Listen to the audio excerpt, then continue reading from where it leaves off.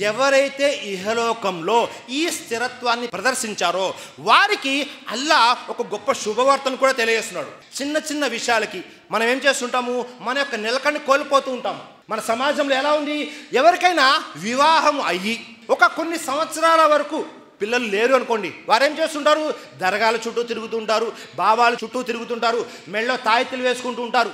ఏమిటది, అల్లా పరీక్షిస్తున్నాడు వారిని. ఆ పరీక్షలు వారేం చేస్తున్నారు, షిర్క్కి పాల్పడుతున్నారు. అలాగే మరొకరికి మరొక రకమైనటువంటి పరీక్షలు వచ్చాయి. ప్రతి ఒక్కరు కూడా ఇక్కడ ఏం చేస్తుంటారు, చేయి దాటిపోతూ ఉంటారు, నిలకడని ప్రదర్శించలేరు. సోదరులారా, సృష్టికర్తను అల్లాహ్ తఆలా తెలియజేస్తున్నాడు. ఏమని తెలియజేస్తున్నాడు, వ అమ్మా మన్ ఖాఫ మకామ రబ్బిహి, మరెవరైతే తమ ప్రభు ఎదుట నిలబడే విషయమై భయపడ్డారో, ఇంకా తన మనసును చెడు వాంఛల నుండి ఆపుకున్నాడో, సుబ్హానల్లాహ్, ఫైనల్ జన్నత హియల్ మావా, అతని నివాసం స్వర్గం అవుతుంది. మనం ఈ ఇహలోకంలో నిలకడని ప్రదర్శించాలి అంటే ఏ పరీక్షలు వచ్చినా మన మనస్సు యొక్క కోరికలు చాలా ఉంటాయి.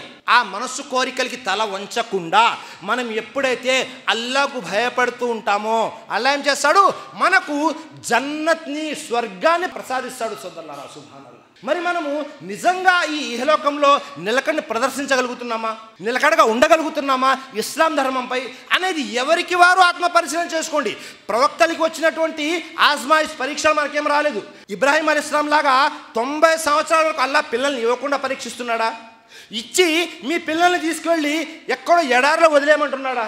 వదిలేసి మళ్ళీ 14 సంవత్సరాల తర్వాత మళ్ళీ ఆ కుమారుణ్ణి అల్లా మార్గంలో బలి ఇవ్వమంటున్నాడా? ఇలాంటి పరీక్షలకు మనం నిలబడగలమా? నిలబడలేము. మన విశ్వాసం బలహీనమైనది, చాలా తక్కువ. కానీ మనము మరీ చిన్న విషయాలకు కూడా 5 పూట్ల నమాజ్ చేయాలి, అది చేయలేకపోతున్నాము. ప్రతిరోజు ఫజర్లో నమాజ్కి రావాలి, ఫజర్ నమాజ్కి రాలేకపోతున్నాము. జుమా రోజైనా ముందుకు రావాలి, అది కూడా చేయలేకపోతున్నాం. చిన్న చిన్న పరీక్షలు మనము 100 రూపాయలు 50 రూపాయల దగ్గరే కక్కుర్తి పడిపోతూ ఉన్నాము. చిన్న చిన్న విషయాల దగ్గర మన ఈమాన్ని, మన విశ్వాసాన్ని అమ్ముకుంటున్నాము. ఒకవేళ ఇలా అయితే మీరు, నేను, మనమందరము కూడా చాలా నష్టంలో ఉన్నాము సోదరులారా. కాబట్టి ఎట్టి పరిస్థితుల్లో కూడా ఈ ఈమాన్పై, ఇస్లాంపై నిలకడగా ఉండడం అనేది చాలా పెద్ద విషయము. మరియు దైవప్రవక్త ముహమ్మద్ సల్లల్లాహు అలైహి వసల్లం తెలియజేశారు. అబూ హురైరా రజియల్లాహు అన్హు వారి కథనం, ముస్లిం షరీఫ్ యొక్క హదీస్, యుస్బిహుర్ రజులు ముమిన్ వ యుమ్సి కాఫిరా అవ్ యుమ్సి ముమినన్ వ యుస్బిహు కాఫిరా. తీర్పు దినం రోజు అంటే ప్రళయానికి ముందు ఒక కాలం రాబోతూ ఉంది. ప్రళయానికి ముందు ఒక కాలం రాబోతుంది. ఆ కాలంలో మనుషులు ఎలా ఉంటారు అంటే, ఉదయం మోమిన్గా ఉన్న వ్యక్తి సాయంత్రం అయ్యేసరికి కాఫీర్ అయిపోతాడు, తిరస్కారి అయిపోతాడు. సాయంత్రం మోమిన్గా ఉన్నటువంటి వ్యక్తి ఉదయం అయ్యేసరికి కాఫీర్ అయిపోతాడు, తిరస్కారి అయిపోతాడు. సుబ్హానల్లాహ్. దైవప్రవక్త ముహమ్మద్ సల్లల్లాహు అలైహి వసల్లం ముందే హెచ్చరించారు, ప్రళయానికి ముందు ఒక కాలం రాబోతుంది, ఆ కాలంలో ఇలాంటి ఉపద్రవాలు ఉంటాయి, ఇలాంటి ఉపద్రవాల్లో మిమ్మల్ని మీరు కాపాడుకోండి. ఉదయం విశ్వాసిగా ఉండి సాయంత్రం తిరస్కారిగా మీరు తయారవమాకండి, సాయంత్రం మోమిన్గా ఉండి ఉదయం కాఫీర్గా మీరు తయారవమాకండి అని దైవప్రవక్త ముహమ్మద్ సల్లల్లాహు అలైహి వసల్లం హెచ్చరించారు. సోదరులారా, ఒక్కసారి ఆత్మ పరిశీలన చేసుకోండి.